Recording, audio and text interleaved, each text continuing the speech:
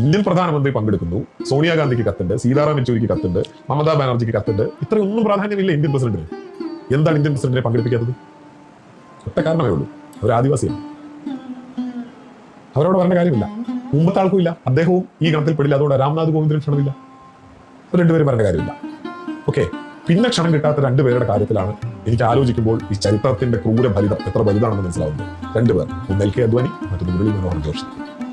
ഇന്ത്യയിലെമ്പാടും നടന്ന് ഈ രാമക്ഷേത്രത്തിന് വേണ്ടി കട്ടമുറക്കിയ മനുഷ്യരാണ് രണ്ടുപേരും. ആ രണ്ടുപേർക്കും ക്ഷണമില്ല.